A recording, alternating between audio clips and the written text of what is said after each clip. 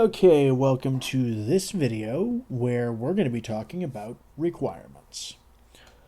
And these are some pretty, this is like your setup can only run under Windows such and such, and how much memory and color depth you have to have, and if you have the Microsoft Data Access component or Net Framework installed. Let's look at some of these, shall we?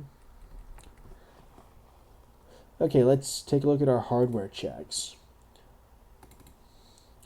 We're going to say that a minimum system should have at least 128 megs of RAM to run this. If not, throw an error. Screen resolution needs to be at least 800 by 600, and we need to have at least 24-bit color. Boom, those are set. We're good to go. And how I did that was I checked it, went over to, clicked on it, and then double-clicked on, and it brought up the dialog. Okay, administrative rights, yes. OS version checking, we're not going to check because it'll work on anything Windows 95 or greater. Is the Net Framework installed or Microsoft Data Access components installed? Not needed, not required for this instance. So, what we're going to do next is, while we're on the subject of system requirements, we're going to talk about core prerequisites while we're here. And these are things like Windows Installer, Visual C++ runtimes, Visual Basic runtimes, Net Framework, DirectX, and SQL Server.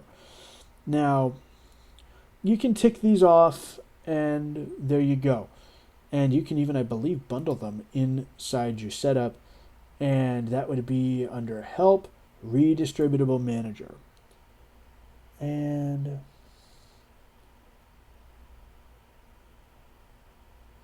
okay, and it's going to complain at me saying that I need to launch Setup Builder with elevated rights to be able to get that to work. But basically, what the Redistributable Manager allows you to do is download versions of these redistributables and then insert them and bundle them with your setup. That's what that allows for. And support files, these are things like billboard images and things that are only needed while your installer's running. Pretty simple. You go add and you fill out the stuff. So that's it for my bit on requirements of any sort. Join me in the next video when we talk about the script editor. So we're going to do some fun stuff with the script editor just for fun. So let's do it. Next.